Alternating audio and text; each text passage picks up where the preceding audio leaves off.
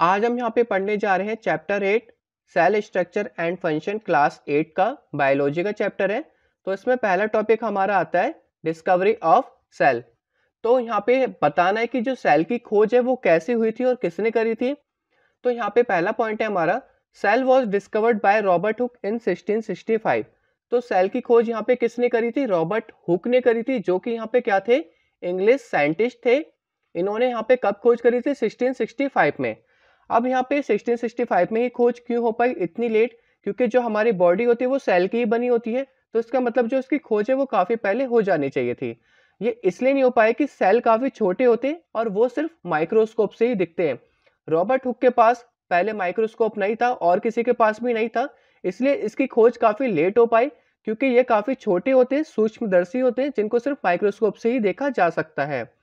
जैसे ही यहाँ पे रॉबर्ट हुक के पास माइक्रोस्कोप आया और इन्होंने यहाँ पे कॉर्क, जो यहाँ पे स्लाइस होता है, मतलब पेड़ की जो छाल होती है, उसको लिया और उसमें देखा तो वहां पे उन्हें छोटे छोटे कंपार्टमेंट दिखे। जैसे कि मैंने यहाँ पे सेकंड लाइन में लिख रखा है, he observe thin slice of cork and see that they had tiny compartments in it. तो उन्होंने यहाँ पे छोटे छोटे कंपार्टमेंट्स दिखे, जैसे कि आपको इस फिगर में दिख रहा होगा। अब ये छोटे कंपार्टमेंट्स इन्हों किससे दिखे? माइक्रोस्कोप से दिखे।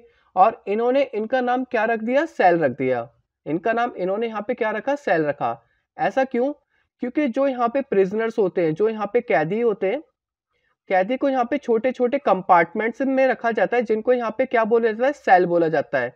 यहाँ पे तो नहीं बोला जाता, फॉरेनर्स में इनको क्या बोला जाता है? सेल बोला जाता है। जो बाहर कंट्री में जो प्रिजनर्स रहते हैं, कैदी रहते हैं, उनके पास छोटे छोटे कंपार्टमेंट्स होते हैं और उन छोटे छोटे कंपार्टमेंट्स को क्या बोला जाता है? सेल बोला जाता है। इसी से यहाँ पे रॉबर्ट हुक ने इनका नाम यहाँ पे क्या रखा? सेल रखा, क्योंकि यहाँ पे भी इसके पास छोटे छोटे कंपार्टमेंट्स दिखे थे। अब देखते हैं यहाँ पे थर्ड पॉइंट में यहाँ पे बोला है, the dead plant cell of cork observed by Robert Hooke were found to be empty. तो यहाँ पे उन्होंने क्या करा? एक डेड प्लांट्स का कॉर्क उठाया, मतलब पेड़ की खाल ली, और यहाँ पे देखा उन्होंने कि जो सेल है उसके अंदर कोई भी ऑर्गेनिल्स प्रेजेंट नहीं है। मतलब हमें पता है कि सेल के अंदर यहाँ पे काफी ऑर्गेनिल्स होते हैं, जैसे कि हमारा हो गया साइटोप्लाज्म, हो गया माइटोकॉन्ड्रिया, हो गया न्यूक्लियस, हो गया। यहाँ पे उन्हें बिल्कुल खाली दिखा, यहाँ पे कोई भी ऑर्गेनिल्स नहीं दिखे। ऐसा इसलिए था क्योंकि जो रॉबर्ट हुक के पास माइक्रोस्कोप था वो काफी पुराना था।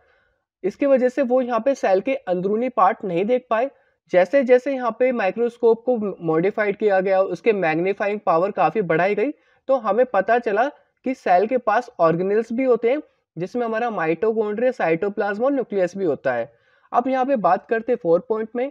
इन 1838 a German scientist Matthias Jakob Schleiden suggested that all plants are made of cells. तो 1838 में एक जर्मन साइंटिस्ट थे, जिनका नाम यहाँ पे मैथियस जैकोब श्लीडन था। उन्होंने यहाँ पे बताया कि जितने भी प्लांट्स होते हैं वो किसके बने होते हैं? सेल्स के बने होते हैं। ये हमारा सेल थ्योरी में आएगा, जिसको मैं यहाँ पे लास्ट लाइन में डिस्कस करूंगा। फिर कुछ सालों बाद एक और जर्मन साइंटिस्ट थे, जिनका नाम यहाँ पे क्या था? थियोडर शिवान था। उन्होंने यहाँ पे क्या सजेस्ट किया कि जितने भी एनिमल्स होते हैं वो भी किसके बने होते हैं? सेल्स के बने होते हैं। तो यहाँ पे दोनों ने बता दिया कि, एक ने बता दिया कि प्लांट सेल के बने होते हैं और दूसरे ने बता दिया कि एनिमल सेल के बने होते हैं।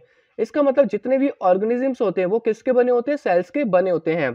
तो इन दोनों ने यहाँ पे सेल थ्योरी को डिस्कस किया था कि cell theory states that the basic unit of structure and function of all living organism is the cell.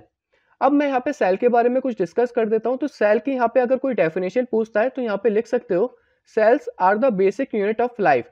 Sales हमारे यहाँ पे क्या है? बेसिक यूनिट ऑफ लाइफ है। और ऑल द लिविंग ऑर्गेनिजम्स या all the living things are made from cells. जितने भी यहाँ पे लिविंग ऑर्गेनिजम्स हैं वो यहाँ पे किसके बने होते हैं? सेल्स के बने होते हैं। और इसको हम एक तरीके से समझ लेते हैं, जैसे कि हम यहाँ पे मकान बनाते हैं, तो मकान जो होता है यहाँ पे छोटे छोटे ईंट से मिलके बनता है। क्या बनता है? छोटे छोटे ईंट से, और छोटे छोटे ईंट मिलकर यहाँ पे पूरा मकान बनाते हैं। तो ये एक तरह से क्या होता है? बिल्डिंग ब्लॉक्स होता है, जिसको यहाँ पे हम छोटा छोटा सेल बोल सकते हैं। और छोटे छोटे सेल से मिलकर हमारा पूरा शरीर बना है। होप आपको यहाँ पे डिस्कवरी ऑफ सेल और इसकी डेफिनेशन समझ में आ गई होगी। अब देखते हैं यहाँ पे हम अपना नेक्स्ट टॉपिक।